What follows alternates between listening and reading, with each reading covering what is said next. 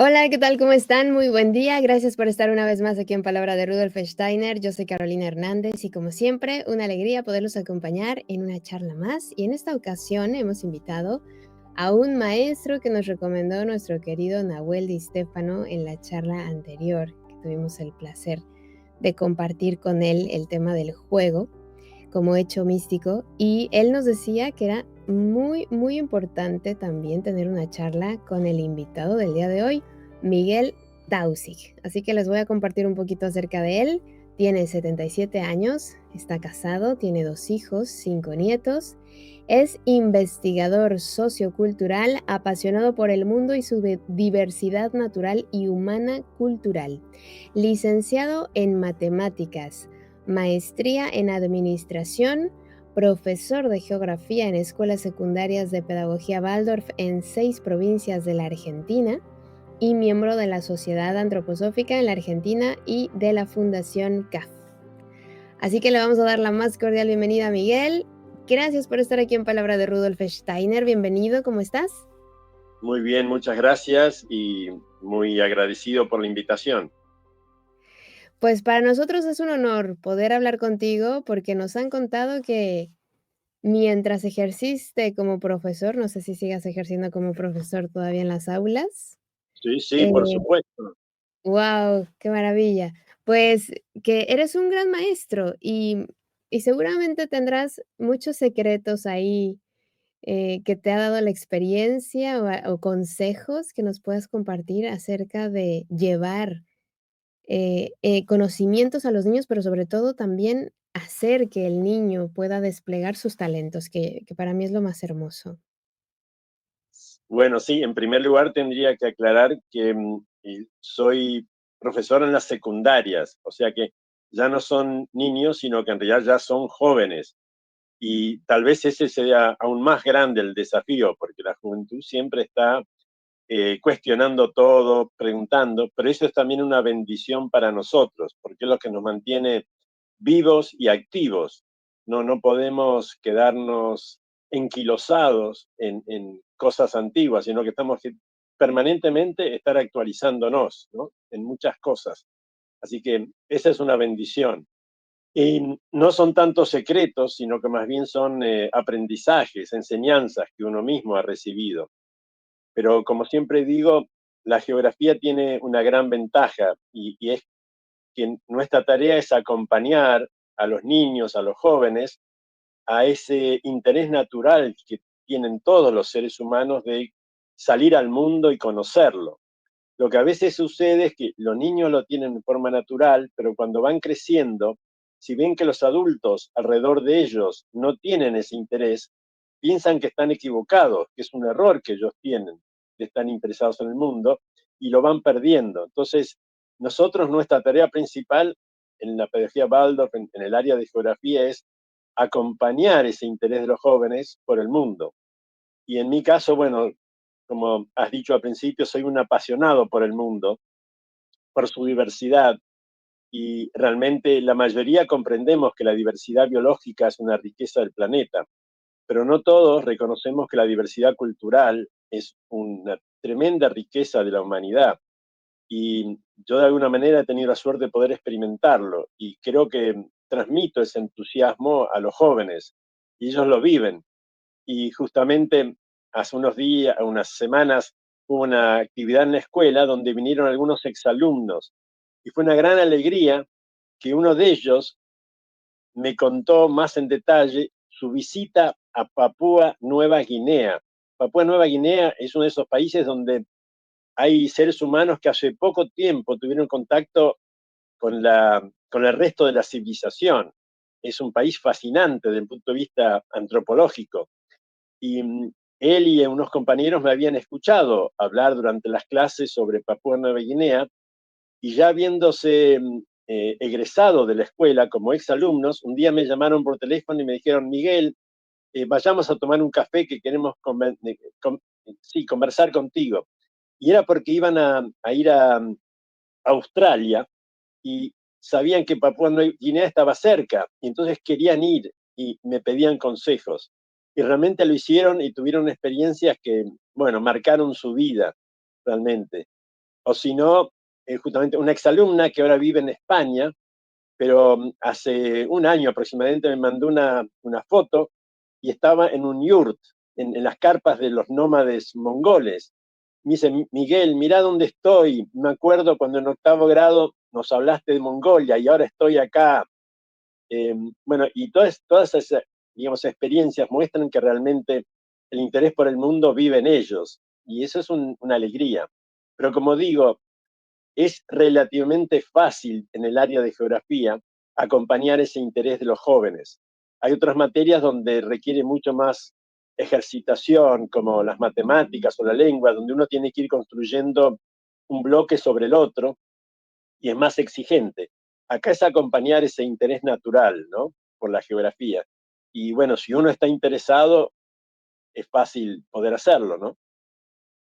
Bueno, yo creo que también el maestro tiene una gran influencia en ese sentido, como te compartieron tus alumnos, ¿no? Si no fuera por ti, por tu entusiasmo, por tu manera de contarlo, porque yo los maestros que recuerdo, uno, porque nos ponía a cantar y aplaudir justo en esa etapa, ¿no?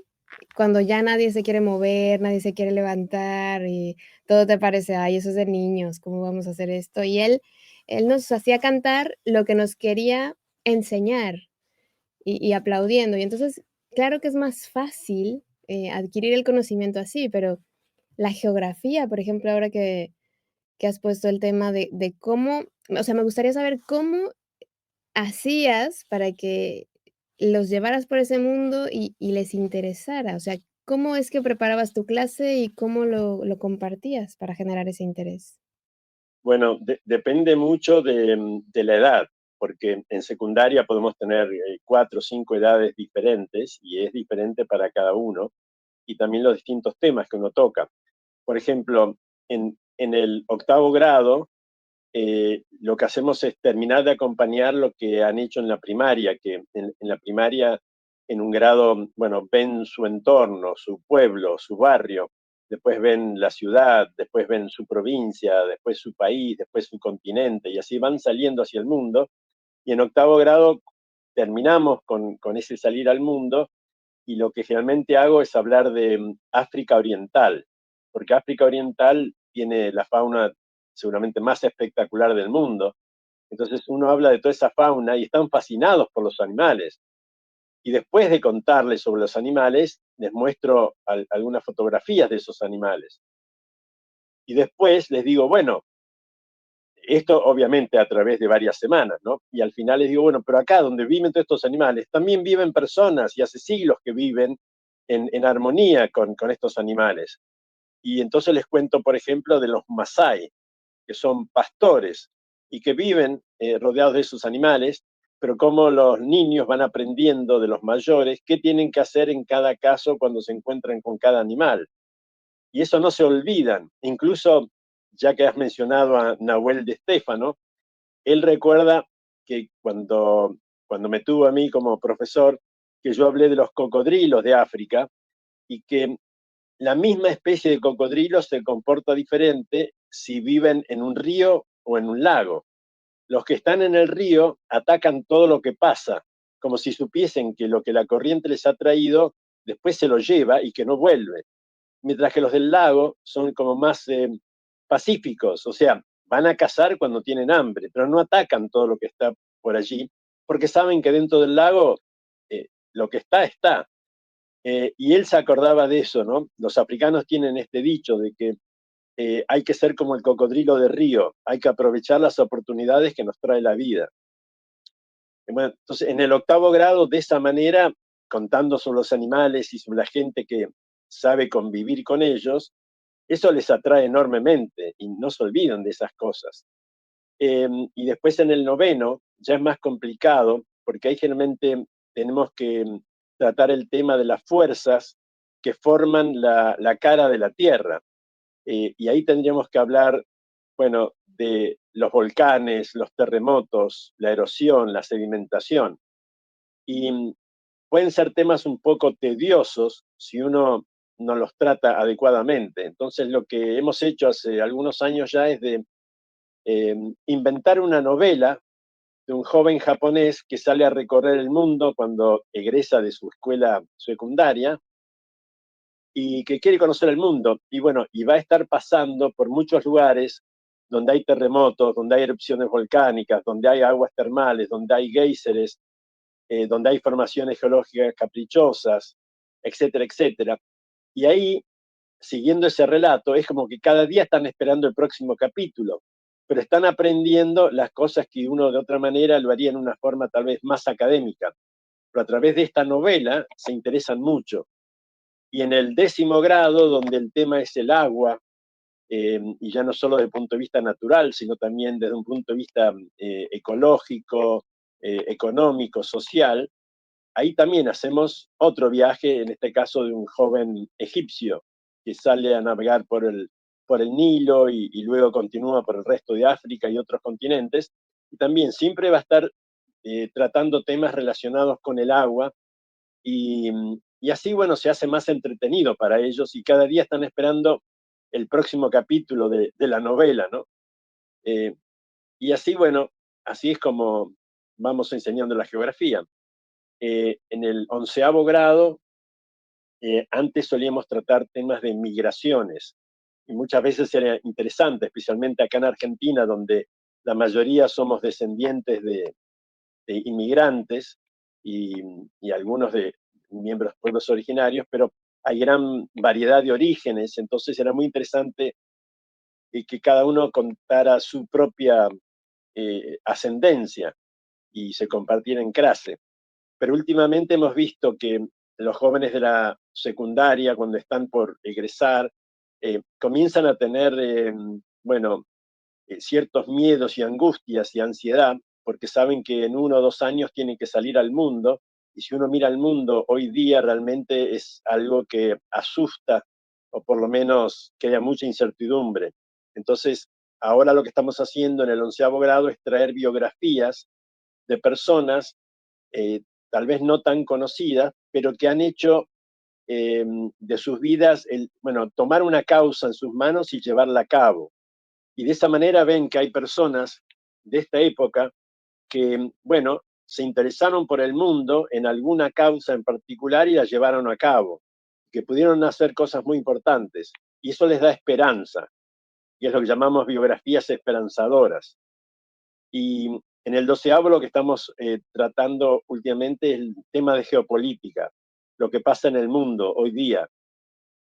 Y entonces comenzamos con fin de la Segunda Guerra Mundial hasta la actualidad, tratando incluso los temas actuales de Ucrania, de Palestina, tratando de traer siempre distintos puntos de vista, poniendo énfasis en que cada uno debería poder desarrollar su propio criterio, su propio pensamiento, y no tragarnos todo lo que nos dicen los relatos oficiales, que siempre están tendenciosos, y aprender así a desarrollar el propio criterio, ¿no? Incluso les decimos, no nos crean lo que les decimos, sino que escúchenlo y después vayan haciéndose sus propias opiniones, ¿no? Exacto, qué importante saber filtrar ahora la mentira y la verdad, porque esto cada vez va a ir potenciándose. Absolutamente, absolutamente. Y mira, me llamó la atención algo que nos comentó Nahuel, porque bueno, tú dices que eres maestro de matemáticas, eres maestro de geografía. Me imagino que el alumno te llevará preguntas incluso de sus propias experiencias o vivencias o situaciones que va teniendo. Y él nos decía que tú comentaste algo acerca de los videojuegos, y eso se le Yo quedó a decía, él. sí, decía que, bueno, he comentado muchas cosas de los videojuegos, pero uno de esos es que eh, los jóvenes tienen miedo a la soledad, y entonces el videojuego es una manera de evitar encontrarse con la soledad. Pero la soledad es la que nos da la posibilidad de encontrarnos con nosotros mismos. Es muy importante relacionarnos con los demás, por supuesto, y más a la edad de un joven, pero también es importante ir encontrándonos a nosotros mismos y no dejar que el ambiente nos vaya modelando, sino que nosotros nos encontremos con nosotros mismos realmente. Y los videojuegos son una manera de distraernos, de sacarnos de ese cierto temor que tenemos o angustia, de encontrarnos con nosotros mismos y pensar, bueno, ¿qué es lo que yo quiero hacer con mi vida? Que sería lo más importante, ¿no? En un joven que está terminando su tercer septenio. Eh, Claro. entonces, seguramente él se refería a ese aspecto, ¿no? Sí, exactamente, así lo expresó, con el tema de la soledad. Y es, muy bello, ¿no? Cuando traen a la mesa este tipo de temas, porque la gente le teme a la soledad, la gente le teme al silencio. Y como dices tú, ahí surgen cosas, Otro aparecen. tema, sí, perdón, otro Sí, tema de los videojuegos es que también se utiliza mucho para desnaturalizar al ser humano, para deformarlo. Porque, por ejemplo, cuando se utilizan en las guerras actuales los drones, el que maneja el dron puede ser que esté a miles de kilómetros de distancia y lo que él ve en la pantalla es como un videojuego. Y de hecho, entrenan a quienes manejan los drones con videojuegos. Y entonces después ya no saben casi cuál es la realidad y cuál es la fantasía de un juego. Y pueden estar viendo, si es un dron nocturno, a los contornos de los seres humanos y de los animales a través de la temperatura.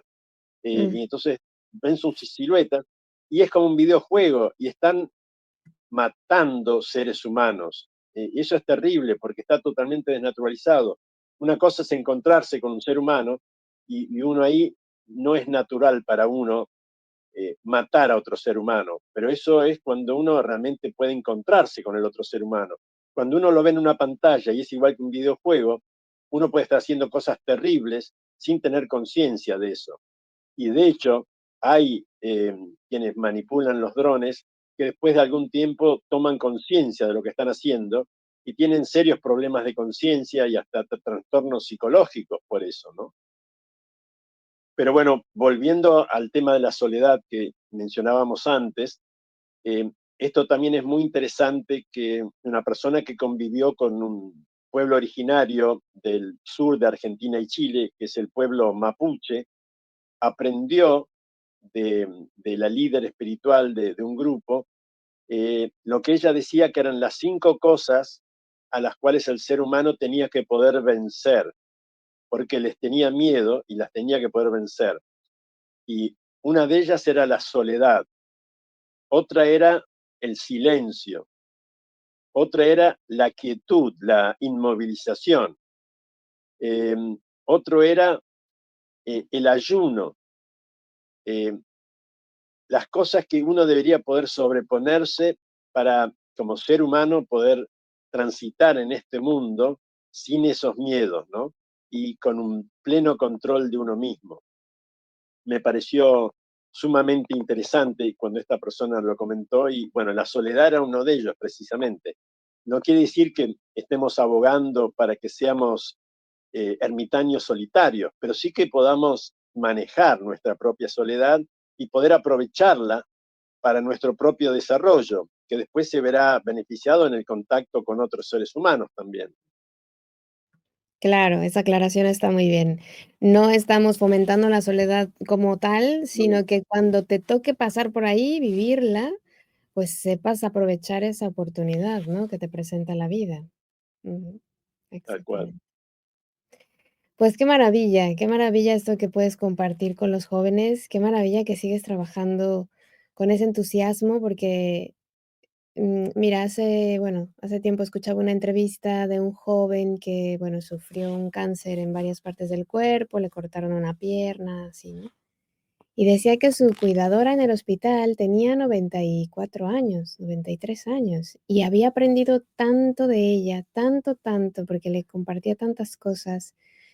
Y y eso es algo que a mí me apena ya no poder ver, en diferentes ambientes laborales, personas con la experiencia, con la resiliencia ya trabajada, ¿no? Hay mucho que aprender de la gente que luego le dicen: "Bueno, tú ya te tienes que jubilar", y te retiras, y te vas con todo el conocimiento, y los nuevos llegan y no tienen de dónde, aprender muchas veces.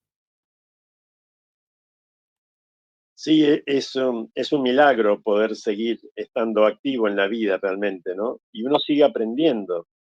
Eso es también lo interesante, que no es que uno ya haya llegado a un lugar, se sigue aprendiendo toda la vida, si uno está abierto a hacerlo, por supuesto. Claro, además tienes un espíritu bastante jovial, o sea, quiero decir, te percibo como un joven con el que puedo hablar tranquilamente, no siento como ese espacio de cuando conoces a una persona mayor que dices, ay, no sé, te sientes como fuera de sitio, sino te siento completamente abierto y dispuesto y con esa actitud de joven, como si estuviera hablando justamente con un adolescente sabio. Eh, Tal vez comparto con Nahuel el interés por jugar, ¿no? Si uno mantiene un interés por jugar, creo que uno mantiene en cierta manera ese aspecto de la niñez, ¿no? Que nos permite estar interesados por seguir descubriendo, y creo que lo que es fundamental en la vida es poder seguir teniendo una capacidad de asombro, que no nos acostumbremos a las cosas, sino que podamos seguir acostumbrándonos, asombrándonos, que eso es fundamental en la vida desde mi punto de vista, poder mantener vivo ese asombro que después nos ayuda también a tener veneración por todo aquello que nos asombra. ¿Y cómo podemos ayudar a los jóvenes a que transiten por las matemáticas de la mejor manera? ¿Hay algún truco que nos puedas dejar por aquí en el camino? Bueno, yo en realidad no he sido profesor de matemáticas. En mis estudios estudié matemáticas porque cuando egresé de la escuela secundaria, las matemáticas eran lo que más me gustaba. Luego, cuando fui a la universidad, estudié matemáticas, pero me di cuenta que no me interesaban las matemáticas puras, sino las matemáticas aplicadas. Entonces, estudié luego administración de empresas, pero con énfasis en la aplicación de modelos matemáticos que pudieran servir concretamente para solucionar problemas. Pero en realidad no he sido profesor de matemáticas, así que ahí no puedo contar demasiado, pero sí uniéndolo con el tema de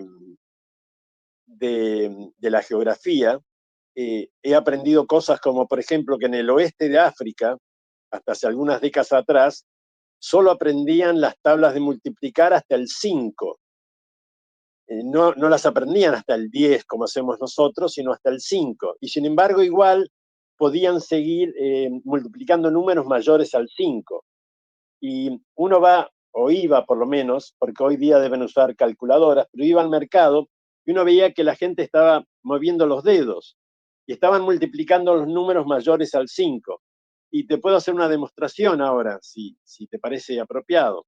Sí, Si tienen que multiplicar 7 por 8, no lo pueden hacer en forma directa porque no conocen las tablas más allá del 5. Pero entonces usan las manos de los dedos de las manos para representar los dos números. Y ellos dicen, bueno, del lado derecho voy a poner al 7 y del lado izquierdo voy a poner al 8. Ahora, no tengo 7 dedos y 8 dedos en cada una de las manos, pero sí tengo 5 dedos en los pies. Entonces, del lado derecho voy a poner el 7, ya tengo 5 dedos en el pie, pero en la mano derecha voy a levantar 2 dedos. Y en el izquierdo voy a tener el 8, entonces tengo que levantar 3 dedos. ¿Cuántos dedos levantados tengo en total? 5. 5. Tengo 5. Entonces cada uno vale 10. O sea que tengo 50. Ujú. Y los dedos que tengo doblados, de un lado son 3, del otro son 2. Los multiplico, 3 porque por hasta 2. ahí puedo. 3 por 2 es 6. Sí. 56. 7 Guau, qué por 8. maravilla. Y queremos hacer 9 por 9. Acá está el 9, 9, acá está el otro 9. Tengo 80. 1 por 80, 1, 1, 81. 80. Guau. Y así, yo lo comprobé algebraicamente y sí, es correcto, por supuesto. Pero ellos llegaron a eso. Y es fascinante. Fascinante. Además, has dicho la única tabla de multiplicar que yo me sabía cuando era joven. ¿Cuál? ¿La del 9? La del 7 por 8, 56.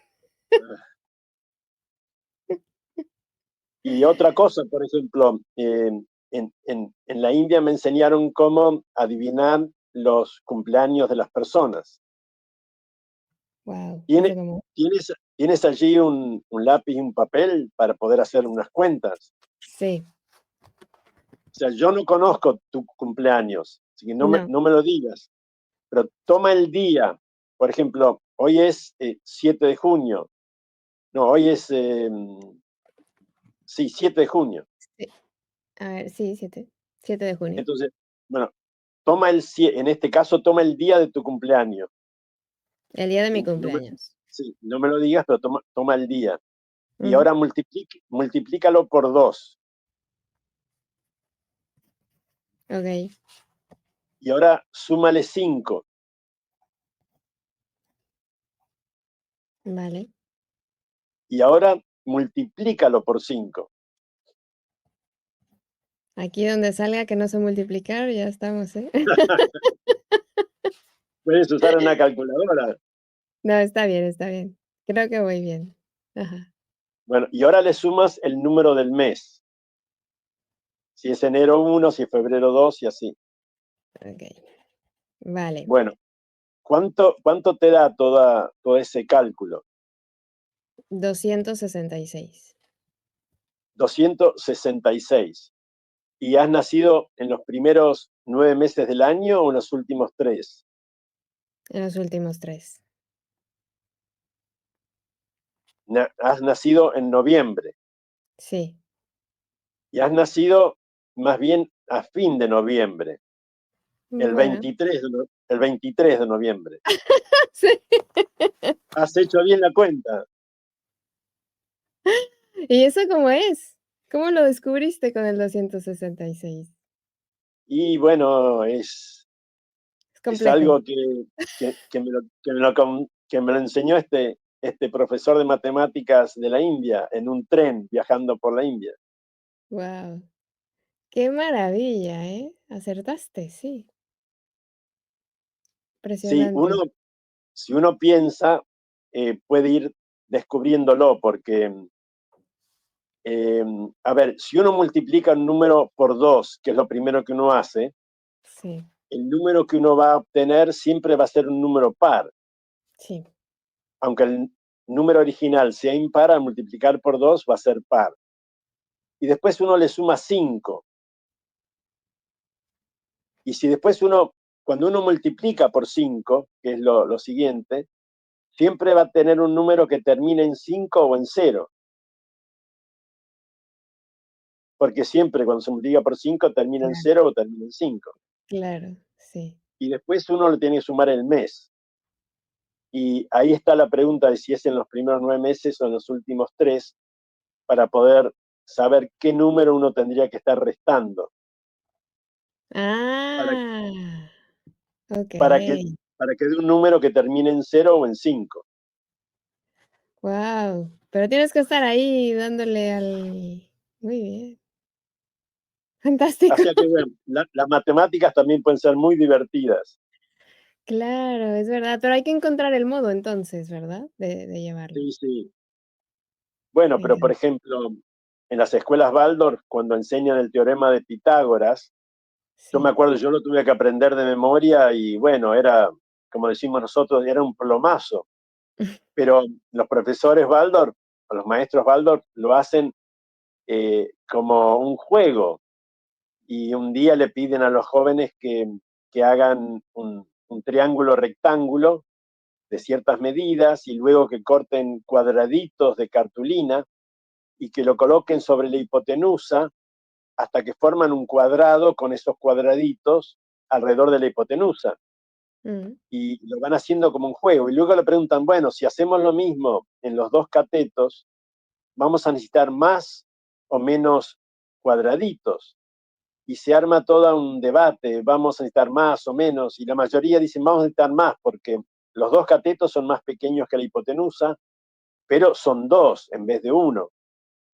Y después de toda la discusión, le dicen, bueno, ahora tomemos los cuadraditos que tenemos sobre la hipotenusa y pongámoslos sobre los dos catetos formando cuadrados allí.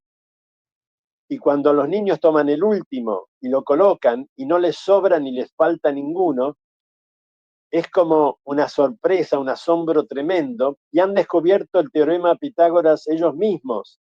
Nadie se los contó, lo descubrieron ellos, fueron guiados hacia descubrirlo. Y de eso se trata la pedagogía Waldorf, ¿no? En todos los ámbitos. Ujú. Entonces, sí está el desafío de ver cómo poder lograr cada contenido que uno desea transmitir, cómo encontrar la manera así práctica de que se vivencie y que no sea información muerta que se transmite, sino que se pueda vivenciar. Claro, Ese es el exactamente. desafío permanente. Ujú, exactamente, ahí está la clave, en el trabajo, en el esfuerzo del maestro que tiene una gran tarea. Y bueno, hay otro tema que te gusta, bueno, me está encantando hablar contigo de tu profesión, de cómo la ejerces, de cómo la vives, que es maravilloso. Pero también sé que hay otro tema que te interesa y que participas y que actúas también en él, que es en este Manifiesto por la Paz, ¿no? Que acaba de llevarse a cabo el tercer Foro Internacional de Miembros de Sociedades Antroposóficas, y me gustaría que nos compartieras esto que, bueno, al menos aquí no lo conocíamos, que nos cuentes un poquito qué es y cómo surgió. Sí, cómo no.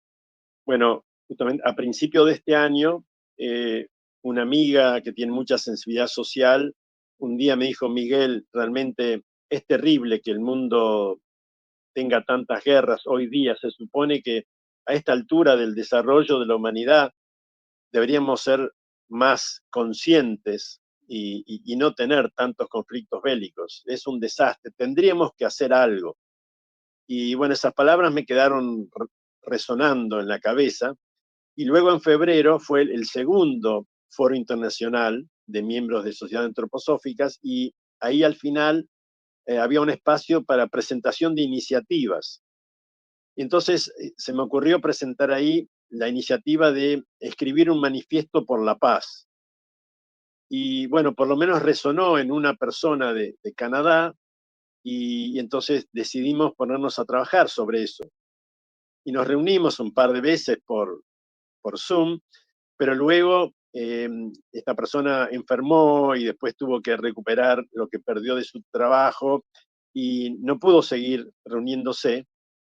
Yo deseaba seguir adelante con esto, pero también era consciente que uno solo no puede hacer esto, ¿no? Que teníamos que ser por lo menos dos personas para trabajar en esto. Y ahí fue cuando me acordé de un amigo argentino que hace 2 años vive en Israel para acompañar a su hijo que se casó en Israel. Y yo sabía que su nuera israelí trabajaba junto con palestinos en grupos para tratar de resolver los problemas en forma pacífica. O sea que teniendo eso presente dije, bueno, le voy a proponer a Edmundo, se llama Edmundo Wechselblatt, le voy a proponer de que trabajemos juntos en esto. Y él se alegró mucho y entonces nos acompañamos mutuamente en el desarrollo de este texto, que también está basado originalmente en algunos mensajes y misiones que habíamos recibido, por lo menos yo como miembro de la Fundación CAF, algunos mensajes de paz, especialmente desde el comienzo del conflicto en Ucrania. Y bueno, con ese inicio, más el trabajo perdón, con Edmundo, eh, desarrollamos un texto. Y luego, bueno, en una oportunidad que tuve que ir a la provincia de Neuquén a dar una época de geografía en la escuela secundaria Waldorf de allí, las personas de la comunidad cristiana me invitaron a dar una charla, como generalmente hacemos, sobre geopolítica, y les dije, bueno, pero en este caso, ¿por qué no hacemos una tertulia y trabajamos sobre un borrador que tenemos de Manifiesto por la Paz y entre todos lo enriquecemos? Y así fue.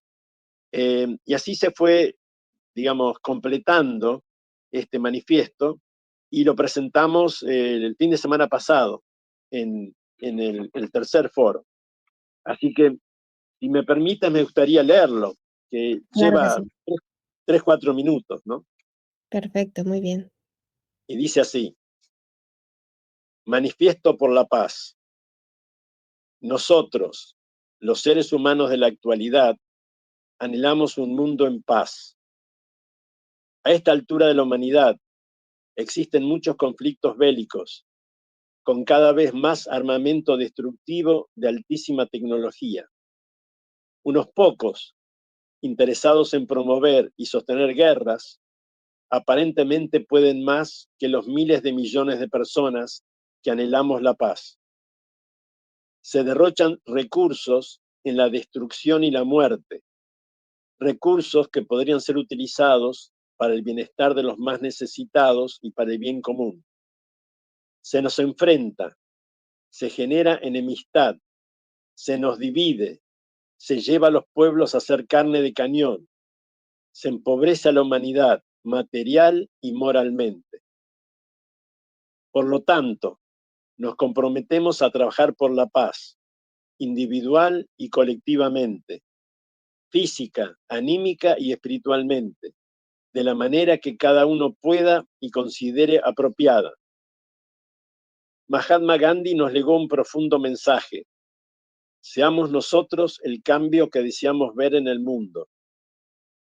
El camino hacia la paz del mundo comienza con los esfuerzos que hagamos cada uno de nosotros para superar nuestras propias violencias y para pacificar las relaciones con nuestros seres cercanos, con todos aquellos con los que interactuemos y con el medio ambiente.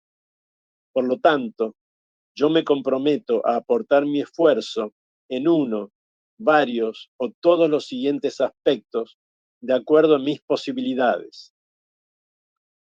Actuar a favor de la paz en la infinidad de situaciones cotidianas que se me presentan.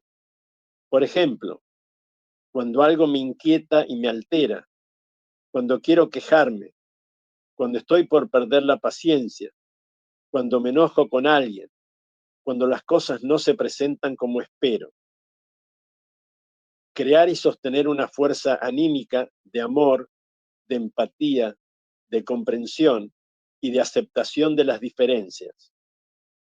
Ampliar mi conciencia para abarcar el conocimiento de lo que sucede en el mundo. Ampliar mi conciencia para percibir las consecuencias de mis actos en los demás seres humanos y en el medio ambiente. Ser un consumidor responsable, coherente con mi estado de conciencia. Practicar e intentar convertir en hábito el pedir permiso, el perdonar, el pedir perdón y el agradecer. Fomentar la escucha activa y el diálogo en mis ambientes cotidianos. Unirme a grupos locales y o internacionales que trabajen por la paz. Difundir este manifiesto entre mis conocidos, mis redes sociales, medios de comunicación masiva, grupos de pertenencia religiosa, espiritual o cultural, legisladores y autoridades locales y organismos internacionales. Algunos de nosotros podríamos sentir que frente a la magnitud de las dificultades que afronta el mundo, nuestra contribución es insignificante.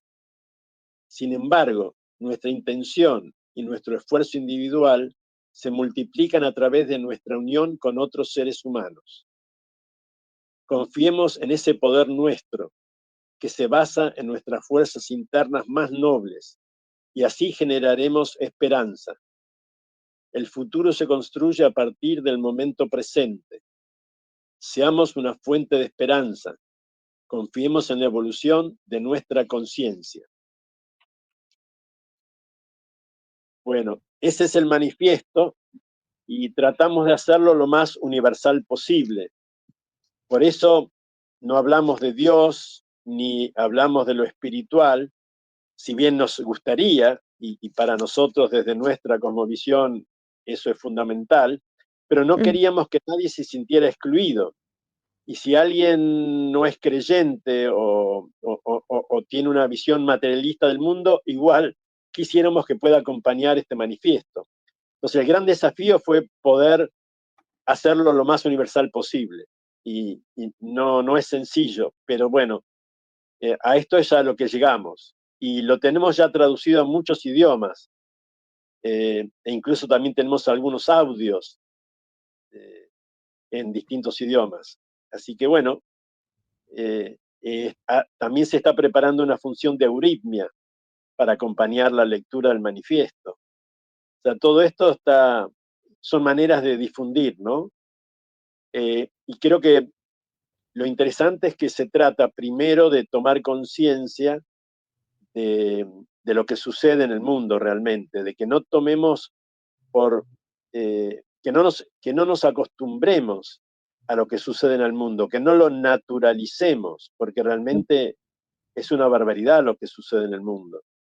Entonces, que no lo naturalicemos, que no miremos para otro lado, que no nos hagamos los distraídos y que tengamos conciencia de que esto no es deseable, no lo deseamos nosotros ni prácticamente nadie. Y entonces tampoco que nos achiquemos, que no pensemos que no podemos hacer nada, que esto es así y ya está, porque cada uno de nosotros podemos hacer algo. Y ahí es donde ponemos los distintos ejemplos de lo que podemos hacer en nuestro trabajo interior, en nuestra relación con los demás o en las acciones concretas hacia afuera. Pero eso depende de cada uno, ¿no? De que lo podamos hacer en los distintos ámbitos en que nos movemos. Bellísimo, bellísima propuesta y justo muy indicada. También se presta en las redes sociales la situación de que, como no nos decimos las cosas a la cara, aprovechamos para lanzar igual pensamientos o cosas que no diríamos si tuviéramos a la persona enfrente, ¿no? Y eso también, digamos que contamina, ¿no? De alguna manera estamos también provocando que la violencia siga, en lugar de observar qué ocurre en mí, ¿no? ¿Por qué me estoy sintiendo así? ¿Qué herida puedo tener? ¿No? ¿O qué aprendí? ¿O qué me enseñaron? ¿Por qué lo estoy replicando? ¿Qué tendría yo que trabajar en mí para dejar de hacer eso, ¿no? Porque yo creo que cuando el ser humano se observa y se da ese espacio y esa oportunidad de observar, bueno, tuve esta conducta, ¿de dónde viene? ¿Qué puedo hacer con ella? Es precioso el momento y hay que disfrutarlo, ¿no? Lo comento también porque hoy recibimos un comentario en una charla que tuvimos, donde nos reprochaban cosas y no sé, yo a veces pienso, bueno, si a alguien no le gusta este espacio, pues hay muchos otros espacios que quizá le puedan gustar, ¿no? Pero que no sufra por espacios que están ahí intentando o poniendo de su parte para compartir cosas que nos parecen interesantes, ¿no? Perfectos, en este espacio nunca hemos dicho, aquí todos somos perfectos y somos, sabios e iluminados, no, nunca lo hemos dicho, ¿no? Y entonces, bueno, yo que estoy en los medios de comunicación y que ahí es donde más veo, ¿no? Estos ataques y en las relaciones de la calle que ves a la gente que se grita y todo esto, digo, yo creo que nos falta darnos esa oportunidad de observación, de escucha. La escucha activa. Sí. Sí, esto que, o sea, esto que has escrito, o sea, que han escrito, que dejan ahí, está muy claro cómo, las pequeñas cosas que vamos haciendo cada uno sí suman. Y si uno realmente tiene una visión de la vida y del mundo que incluye lo espiritual, uno sabe también que cuando uno hace su parte, y especialmente si por lo menos se hace algo en forma grupal, aunque sea un grupo de dos, pero eso también de alguna manera llama a las fuerzas espirituales que entonces pueden actuar. Entonces uno también tiene esa responsabilidad de darle la oportunidad a las fuerzas espirituales de poder actuar. Entonces no es que uno tenga esa fuerza, pero uno puede hacer su parte y con esa parte que uno haga uno puede convocar a las fuerzas espirituales también. Y entonces en realidad uno tiene mucho más poder de lo que realmente uno cree que tiene. Si tenemos una visión muy materialista del mundo, claro, vamos a decir, no podemos hacer nada contra las potencias que están en guerra, por Claro. supuesto. Pero si tenemos una visión más espiritual del mundo, ya sabemos que es diferente la cosa, ¿no? Sí, exactamente. Pues esto, bueno, nos gustaría después también compartirlo en nuestra página web, ¿no? Que la gente también lo pueda ver ahí y leerlo. Como no, te lo Eh, envío después. sí, estaría muy bien tenerlo ahí para que la gente que nos sigue, pues lo tenga a la mano, lo observe, no sé, si ya en su casa le quieren agregar algo, pues que le agreguen algo. Y que lo puedan difundir. Exactamente, que lo puedan difundir y yo sí creo que somos más los que queremos la paz y que podemos hacer mucho por conseguirla. Sí, sí, estoy seguro que somos muchísimos más. Sí, Eh, no, creo que hay poca gente que quiera lo contrario. Tal vez los fabricantes de armas y algunos grandes líderes mundiales, pero que quieren poder. sí, Pero la enorme mayoría de los seres humanos, estoy seguro que no deseamos lo que está sucediendo. sí, Pero sí, también, dime, dime. no, no, no, no, adelante. No, no, porque estoy segura que ibas a decir algo importante. Bueno, no, lo que decía, lo que quería decir es que es importante que reconozcamos lo que pasa en el mundo, pero que no nos quedemos con la queja, porque si Mm, no, simplemente le damos más fuerza a eso. Lo que tenemos que hacer es mirar hacia el mundo que deseamos y ir en esa dirección. Por ejemplo, yo aquí adelante tengo una mesa. Esa mesa existe porque alguien la construyó, pero antes alguien la pensó, hubo que pensarla. Si nadie la hubiese pensado, no la podrían haber hecho. Entonces, acá es lo mismo, nosotros deseamos un mundo diferente al actual, lo tenemos que pensar primero. Y ese es el primer paso, y después caminar hacia él, pero no quedarnos en la queja de lo que no queremos. Entonces, bueno, esto es interesante que en un grupo de trabajo que tenemos desde la época del 2020, con todo lo que se vio en esos momentos, una persona que formó parte de un grupo en donde investigamos lo que estaba sucediendo, bueno, enfermó y luego partió, pero antes de eso nos dejó un mensaje y parte de ese mensaje era justamente esto, ¿no?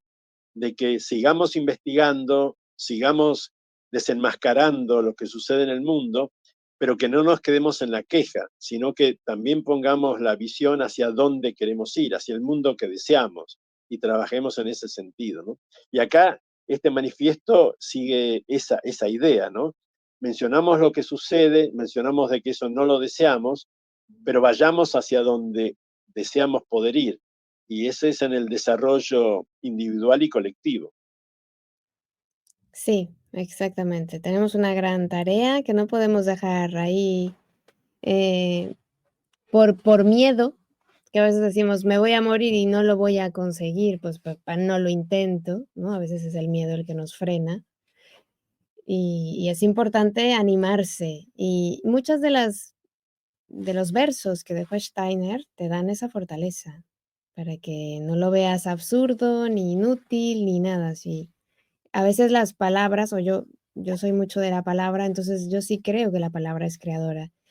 Y algunos de los versos que ha dejado Steiner, por no decir todos, te dan mucho poder interior, mucha fuerza interior para con para seguir ahí, ¿no? Conseguir eso que quieres. Si no lo ves ahora, porque igual y no hay tiempo, pues ocurrirá. Pero que hayas tú dejado un poco de trabajo hecho, habla bien de ti, qué mejor, digo yo. Es como el cuento del colibrí, no saben, no sé si lo conocen, el cuento del colibrí, Bueno, que, conozco uno, pero no sé si sea ese. A ver, cuéntalo. em, que ahí se produce un gran incendio en la selva Ah, sí. y todas las aves y animales salen despavoridos para salvarse el incendio. Es un pequeño colibrí que va a un arroyo, toma una gotita de agua, vuela por encima del incendio y larga esa gotita. Y lo hace una y otra vez. Y pasa otra ave por allí y dice, pero ¿qué estás haciendo?